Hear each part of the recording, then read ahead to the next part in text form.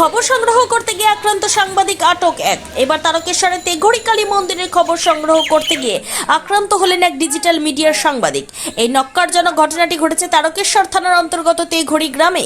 জানা গেছে তেঘড়ি গ্রামের প্রায় 200 বছরের পুরনো কালী মন্দিরের দখল ঘিরে একটি গন্ডগোলের বিষয়ে সাময়িক নির্দেশিকা জারি করে মহামান্য আদালত। চন্দননগর মহকুমা আদালতের নির্দেশে চলতি মাসের 21 ও 24 তারিখ দুটি নির্দেশিকা জারি হয়।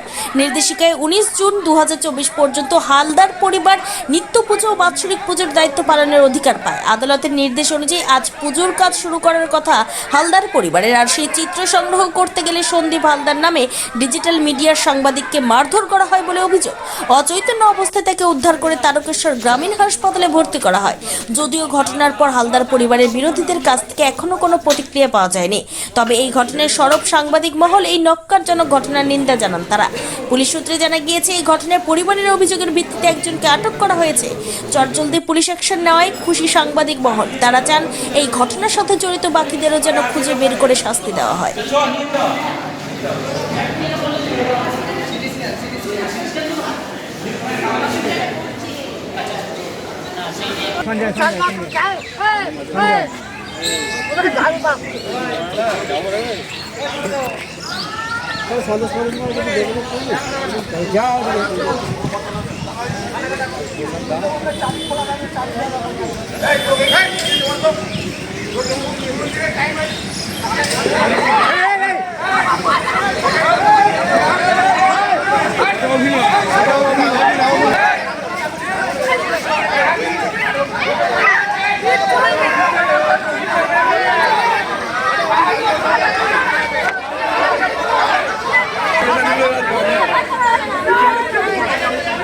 ক্যামেরা করছিস কেন? সেই কথাটা বল।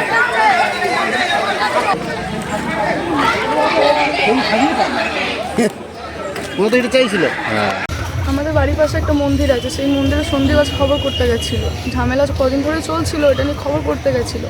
ওরা চাবিটা খুলে দিয়েছে, পুজো টুজো সব করলো, চাবিটা দিয়ে দিয়েছে আবার ওরা। সেই কারণে সন্দীপে ফোন টেন ওকে খুব মারধর করা হয়েছে। ওখানে প্রশাসন থাকা শুদ্ধ কিচ্ছু করেনি, প্রশাসন শুধু দাঁড়িয়ে দাঁড়িয়ে দেখছিল। ওখানে কটা লোক মারধর করেছে, অশিস কর্মকার, শ্যামল গড়াং, বাবলু ঘোষ আর অরূপ ঘোষ, এরাই ধরে ওকে মারধর করেছে, ঠেলে ফেলে দিয়েছে, ফোনে ক্যামেরা ভেঙে দিয়েছে। এখন এই অবস্থায় আছে। কিভাবে বেড়েছে? মাথায় মেরেছে বাঁশ দিয়ে। আর এখন কি অবস্থা রয়েছে? এখন আছে, আমাকে সিটি স্ক্যান করতে বলেছে, কথা বলতে পারছে না তো। আপনারা কি চাইছেন? কী চাইছি? প্রশাসন থাকা শুধু যদি আমাদের কোনো প্রাইভেসি না হয়, তাহলে প্রশাসন কী কাজে আমাদের? প্রশাসন হাতে চুরি পরে বসতে পারে, প্রশাসন আমাদের কোনো সেফটি না দিতে পারে, প্রশাসন কী কাজে? ওখানে দাঁড়িয়ে দাঁড়িয়ে দেখছে একটা সাংবাদিককে মারা হচ্ছে, প্রশাসন দাঁড়িয়ে দেখছে। আপনারাও তো সাংবাদিক, কাল তো আপনাদের গায়ে হাত দিতে পারে, তখন তো প্রশাসন দাঁড়িয়ে দেখবে। আমরা বলছি আমরা তো কোনো ঝুট ঝামেলা করিনি, তাহলে ওরা কেন ঝামেলা করবে? ঝামেলা শুদ্ধ কেন প্রশাসন দাঁড়িয়ে দেখবে? তাদের কি দায়িত্ব? তাদের কি কোনো দায়িত্ব নেই আমাদের প্রতি? আপনার নাম? কৃতিকা হালদার।